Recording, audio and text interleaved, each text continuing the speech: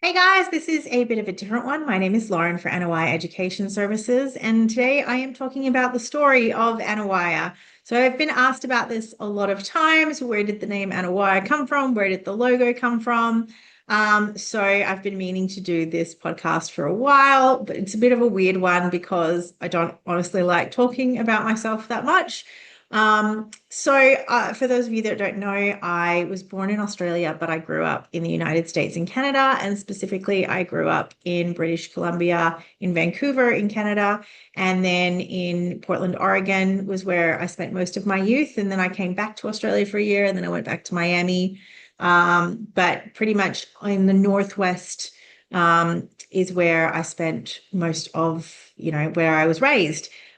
So obviously, as part of growing up in the US and Canada, we learned a lot of history. We learned about Native Americans. We learned about, the different tribes in our areas and everything like that. And I was very interested in Native American culture. And so Anawaya is actually a Native American. It's Cherokee for one of their wolf clans. So it was a pretty large clan, and that's kind of where the name came from. And I liked the symbol of the wolf because I had a few interactions with them when I was growing up in the forests of Canada and the US. Very incredible animals. Obviously apex predators. In Native American culture, they represent wisdom, they represent leadership, they hold a very special place in Native American culture. And also, by their very nature, they are pack animals. So, interestingly, like the alpha is often not the largest, but it's the smartest. And they work together. They're quite matriarchal groups as well. So the females hold a strong place in the pack.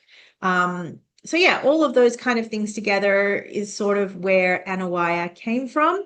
So it's a little bit of a nod to, where I grew up from and things that I was interested in and things that drove me and some of the values that we share within the company. So obviously, the idea of, wisdom and leadership and all of these sorts of things are very important to us. I think there's a lot of integrity as well. And this is kind of, I guess, what we try to make us different. So Anowaya has just celebrated its fourth birthday. And it's, going on stronger and stronger every year. We do a lot of, so I guess our main sort of projects is very contextualized assessment development, and we do that in conjunction with support contracts with RTOs, whereby we generally tend to work with RTOs over a long period of time. I guess that's probably different from other providers, specifically in the contextualized space. So where you can go and purchase, for $400 a unit, we are nowhere near that. And we quite often get the question as to like, why are we more expensive? Why do our materials take more time? Why do we not just have like a bespoke list? Even when we have materials ready, we will often won't release them immediately. We'll review them and recontextualize before we release. And sometimes that contextualization is minor, like the delivery mode and the cohort match up, but we need to contextualize for the state. Sometimes as we've gone through audits, we've gone to different levels of micro mapping. Sometimes it's the way that we produce our benchmarks and the, how much we need to flesh out our benchmarks. Sometimes it's in how, sometimes it's recontextualizing for a different AQF level. So it might be the same unit, it might be the same delivery model, it might be the same cohort, but we're delivering in a Cert 2 as opposed to a Cert 3, or a Cert 3 as opposed to a Cert 4. So all of that sort of stuff takes time. We don't provide any quote unquote off the shelf assessments. Everything that we do, we've designed based on the delivery mode. And generally that's one of three ways. So that will either be face-to-face in a classroom, face-to-face in the workplace, or online. And we limit, obviously there's a limit to what we can do online, but yeah, those are generally the 3 delivery modes that we work across. We've heavily contextualized for cohorts. So, we do a lot of work with, building for job seeker classes, or building for ESL students, or building for Aboriginal Torres Strait Islanders, or building for school leave, kids in schools and things like that. So there's a level of contextualization that's needed, and it's generally depending on ESL levels and exposure to the workplace. So that's the second layer of contextualization that we need to consider. Then we have basic things like this, the place that we deliver in. And so, for example, we've got horticulture materials and eco-conservation materials, but we've got different versions for the southwest of WA than we do for the northwest of WA. So the Pilbara is going to be a very different place than the southwest. You've got very different environments. You've got different flora and fauna. And so we've had to adapt our materials for that.